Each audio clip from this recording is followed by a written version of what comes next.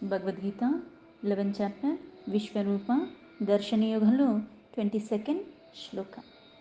రుద్రాదిత్యా వసవో ఏ చ సాధ్యా విశ్వేశ్వినో మరుతశ్చోష్మపాశ్చ గంధర్వయక్షాసురసిద్ధసంఘా వీక్షంతే త్వాం విస్మితాశ్చైవ సర్వే.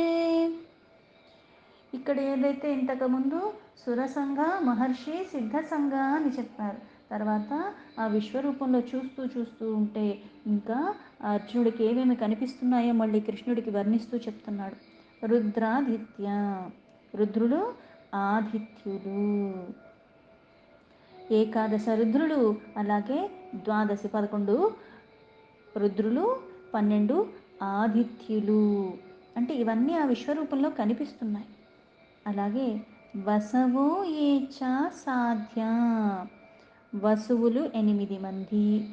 ఇవే కాకుండా సాధ్యులు, వీళ్ళు కూడా అక్కడ కనిపిస్తున్నారు. ఈ సాధ్యులు అన్న వాళ్ళు కూడా విశేషంగా 12 మంది అని చెప్తారు. అలాగే ఇంతమంది సముదాయం అక్కడ కనిపిస్తుంది. ఎలాగైతే ఇంతకుముందు దేవతా సంఘ మహర్షి సిద్ధ సంఘ ఈ సముదాయం మొత్తం కూడా అక్కడ ఆ పరమాత్మను స్తుతిస్తున్నారు. కొంతమంది భయానికిలోనే, కొంతమంది జ్ఞానమయంగా. ఇక్కడ ఏకాదశ రుద్రులు, 12 ఆదిత్యులు, అష్ట వసువులే కాకుండా సాధ్యులు, మళ్ళీ విశ్వే అశ్వినో, విశ్వదేవతలు అశ్విని కుమారులు, వీళ్ళు మరుతశ్చోష్మపాశ్చ, మరుత్గణములు, చ ఊష్మాపాహ అంటే పితృల గురించి చెప్తున్నారు. అంటే రుద్రులు, ఆదిత్యులు, వసువులు, సాధ్యులు, విశ్వదేవతలు, అశ్విని కుమారులు, మరుత్తులు, ఇంకా పూర్వీకులు అంటే మన ఇటువంటి పితృదేవతలు వీళ్ళందరూ కూడా. వీళ్ళే కాకుండా గంధర్వ యక్షాసుర సిద్ధ సంఘ, గంధర్వులొక్క సముదాయము, యక్షులొక్క సముదాయము, అసురులొక్క సముదాయము, సిద్ధులు ఒక సముదాయము. వీళ్ళు ఏం చేస్తున్నారు? వీక్షంతే త్వాం, వీక్షంతే అంటే చూస్తున్నారు.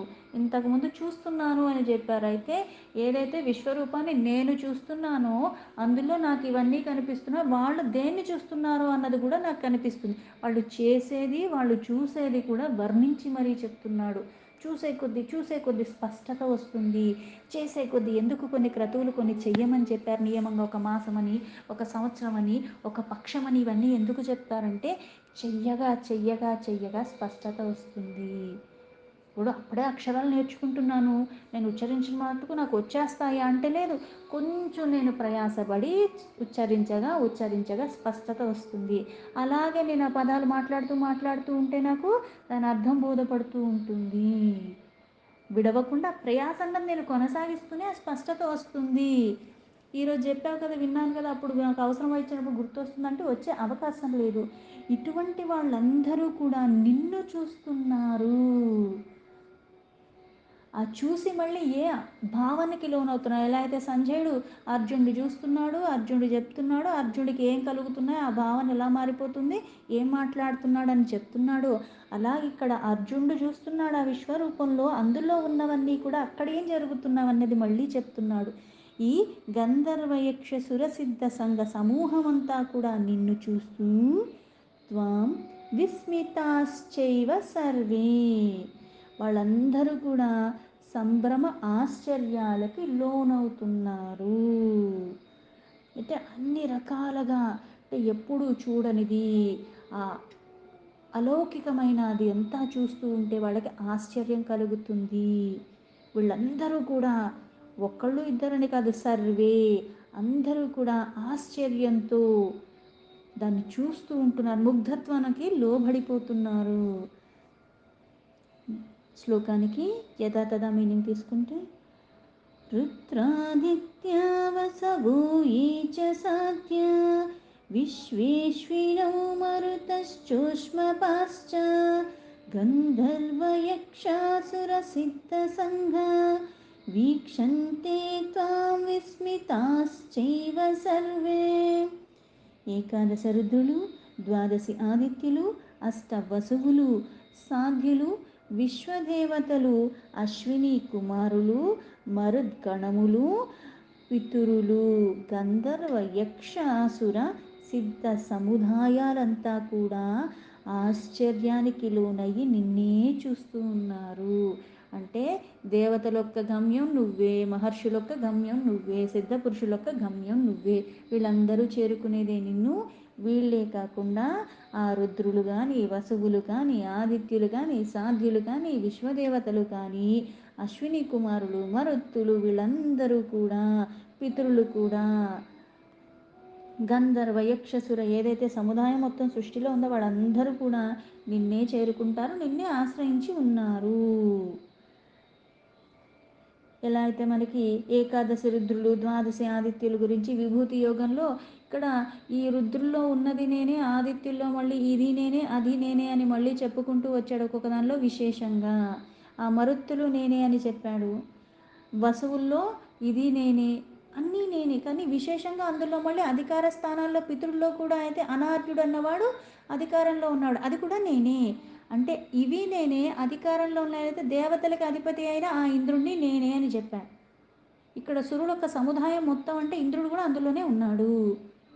వాళ్ళందరూ కూడా ఆ పరమాత్మనే చూస్తూ ఉన్నారు, ఆ పరమాత్మనే కీర్తిస్తున్నారు, ఆ గుణములనే కీర్తిస్తూ ఉన్నారు, ఆ నామాలనే ఉచ్చరిస్తూ ఉన్నారు, స్తుతిస్తూ ఉన్నది. ఇవన్నీ చెప్పుకొచ్చాడు. ఇప్పుడు ఇక్కడ రుద్రులు, ఏకాదశ రుద్రులు ఏదైతే 11 మంది ఉన్నారో,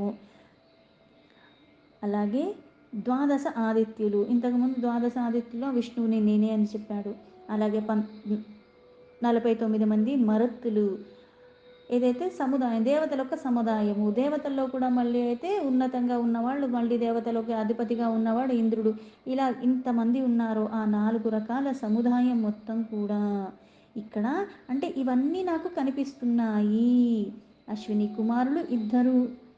ఆ వివరణ అంతా కూడా మనకి ఎలా అయితే ఇంతకుముందు చెప్పారో ఇక్కడ మళ్ళీ సాధ్యులు కూడా ఎలా అయితే ప్రాణ, నర, యాన, చిత్తి, హయ, నయాని ఇట్లాంటి నామాలతో ఉన్న వీళ్ళందరూ కూడా సాధ్య దేవతలు.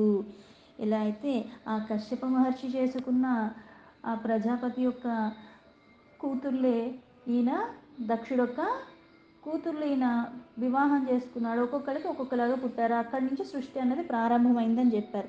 ఒక భార్యకు పుట్టిన వాళ్ళు యక్షులు అయ్యారు, ఒక భార్యకు పుట్టిన వాళ్ళు దేవతలు అయ్యారు, ఇంకో భార్యకు పుట్టిన వాళ్ళు మరుత్తులు అయ్యారు. ఇలా ఒక్కొక్కటి అయినట్టుగా దక్షుడొక్క కన్యని వివాహం చేసుకున్నాడు. అందులో ఒక ఆవిడికి కలిగిన పిల్లలు సాధ్య దేవతలు.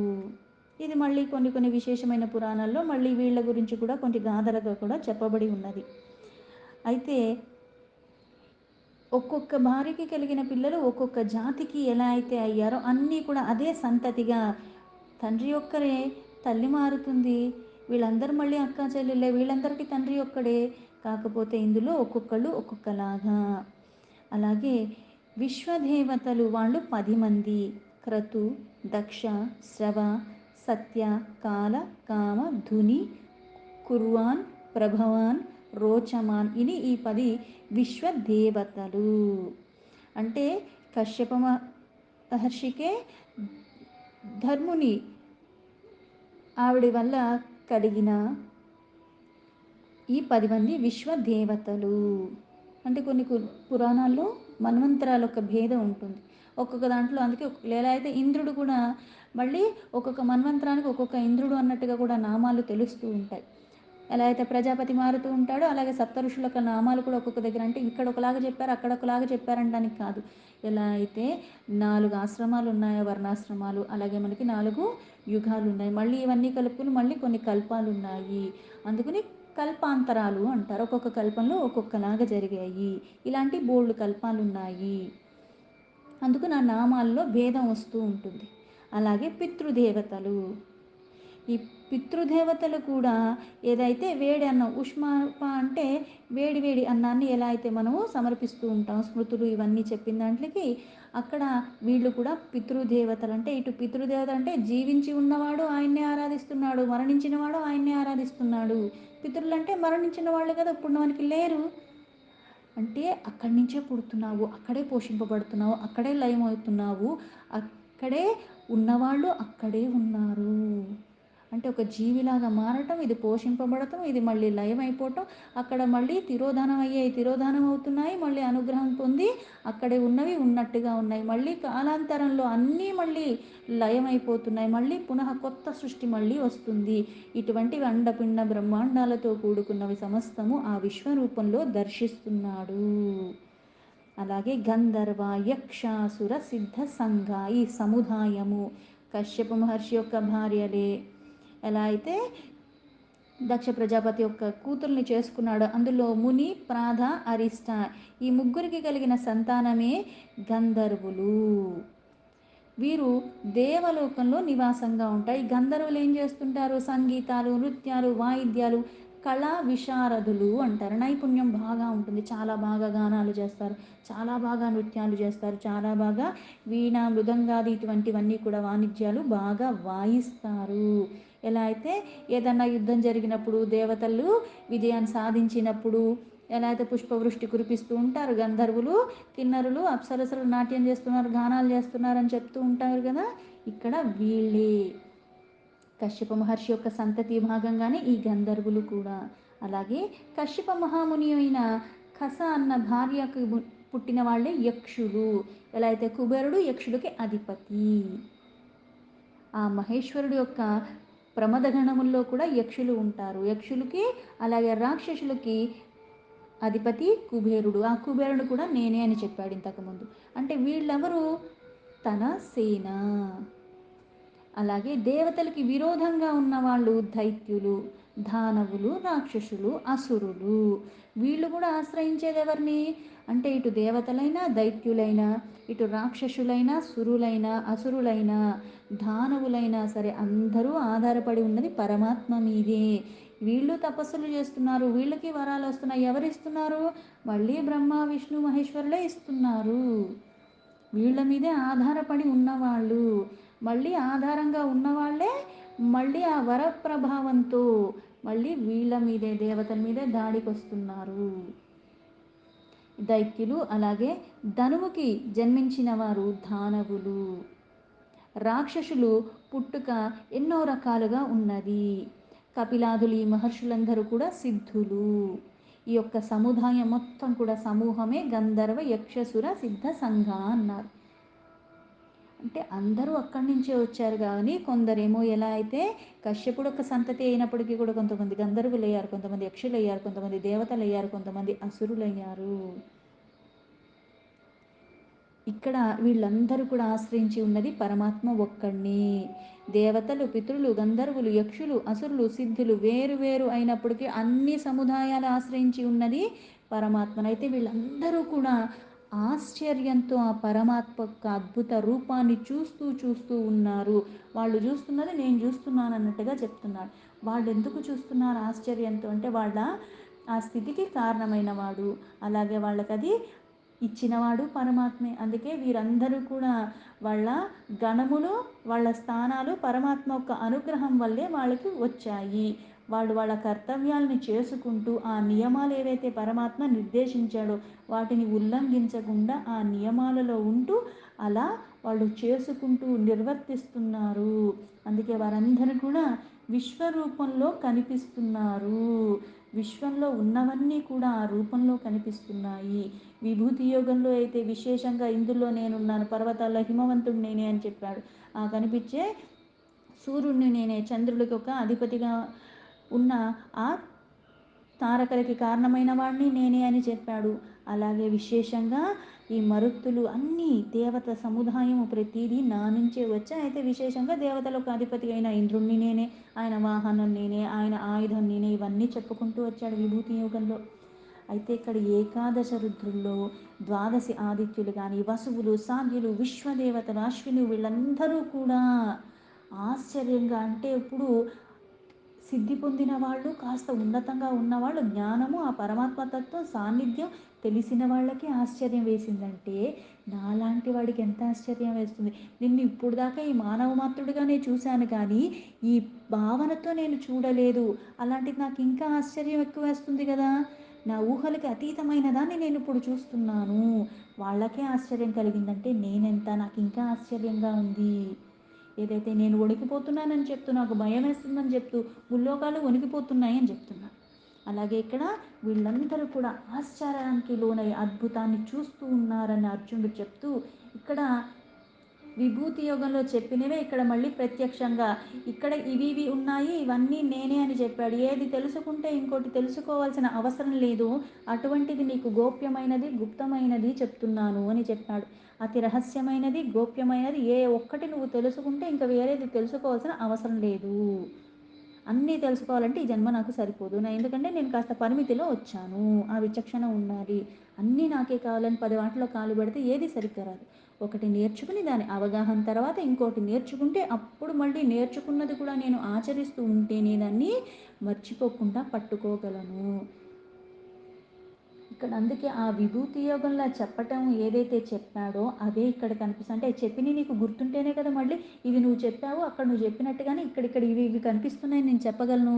వినేటప్పుడు అంతలా విన్నాడు కాబట్టి అది వినగలిగిన భాగ్యం అర్జునుడికి దొరికింది. చిన్నప్పటి నుంచి తెలిసినప్పుడు అప్పటి నుంచి బోధించకుండా సమయం సందర్భం వచ్చినప్పుడు ఎందుకు బోధిస్తున్నాడు? మనకైనా సరే నాకు ఇప్పుడు తెలియాలి, నాకు ఇప్పుడు కావాలంటే కొన్ని లభించవు, కొన్ని నాకు రావు, కాలానుగుణంగా వస్తాయి, వేచి ఉండాలి, ఓపిక పట్టాలి, నన్ను నేను సిద్ధపరచుకుంటూ ఉండాలి. అలా సిద్ధపడినవాడు ప్రతిదానికి కూడా ఎప్పుడైతే నువ్వు ధైర్యంగా ముందుకి కొనసాగటానికి అన్నిటికీ నువ్వు ఎప్పుడైతే సిద్ధపడి ఉంటావో అది నీకు సులభమవుతుంది, అది నీకు సాధ్యమవుతుంది. అందుకని అద్భుతాన్ని చూసి వాళ్ళందరూ ఆశ్చర్యపడుతున్నారు. విద్య అభ్యాసంలో ఎప్పుడైతే విపులంగా ఇంకా ఇంకా చక్కగా అర్థం కావటానికి ప్రత్యక్షంగా మనం ఏదైనా చూస్తే ప్రాక్టికల్స్ అంటాం. థియరీ ఎంత చదువుకుని వెళ్ళినా సరే ప్రాక్టికల్గా అది ఒకటి చేసేటప్పుడు మనకి అర్థమవుతుంది. ప్రయోగం అంటాం కదా. అలాగే ఆ విధానంలో చెప్పింది విన్నాడు, విన్నది అంత బాగా గుర్తుంది కాబట్టి అదే ఇక్కడ చూసినప్పుడు ఆ ఎరుక కలిగింది, దాన్ని మళ్ళీ స్పష్టంగా చెప్పగలుగుతున్నాడు. ఆ చెప్పింది ఆ మననం. అందుకే వినగా ముందు ఏంటి ప్రధానము? వినటం ప్రధానము. శ్రవణేంద్రియాలు అది వినగా వినగా వినగా అది మనస్సులో ఎలా స్థిరపడాలి అంటే మననం చేస్తూ ఉండాలి. 1,15,000 వింటున్నాను, ఏది పనికి రాకుండా ఏది ఆచరించకుండా ఉన్నప్పుడు విన్నానా అంటే విన్నాను అంతే, దానికి వల్ల నేనేం ఉపయోగించుకోవట్లేదు. అలా కాదు, వింటం అలా వినాలి, అది మననం చేసుకోవాలి, అది ఎప్పుడూ నీకు ఆ లోపల మెదులుతూనే ఉండాలి. అందుకే ఇక్కడ అది అనుసరించే ఉదాహరణకి మళ్ళీ అదే చెప్తున్నాడు. జగత్తుకే మూలమైన వాడివి, వీళ్ళందరూ అనుసరించింది నేనే, వీళ్ళందరూ ఆధారపడింది నీ మీదే. ఇక్కడ వీళ్ళకి భయం కలుగుతుంది, వాళ్ళు దండం పడుతున్నారు, వీళ్ళకి ఆశ్చర్యం కలుగుతుంది, వీళ్ళు చూస్తున్నారు అంటే ఇవన్నీ నాకు కలుగుతున్నాయి.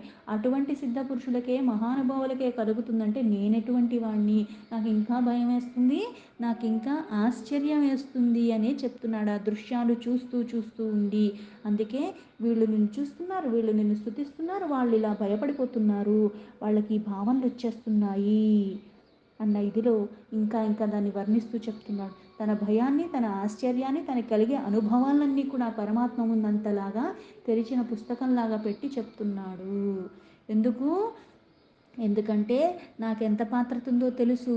అలాగే నాకు ఈ అలజడి తొలగించిన వాళ్ళు పరమాత్మే, నాకు మళ్ళీ స్పష్టత ఇవ్వగలిగిన వాడు పరమాత్మే, నాకు ఇవన్నీ తొలగించి మళ్ళీ నాకు అది మళ్ళీ మననానికి గుర్తుగా అది నాకు చిరస్థాయిగా ఉండిపోయేలాగా కూడా చెయ్యగలిగిన వాడు పరమాత్మ అన్న భావంతో వ్యక్తపరుస్తున్నాడు. దీంతో భగవద్గీత 11వ చాప్టర్ విశ్వరూప దర్శన యోగంలో 22 శ్లోక సంపూర్ణం.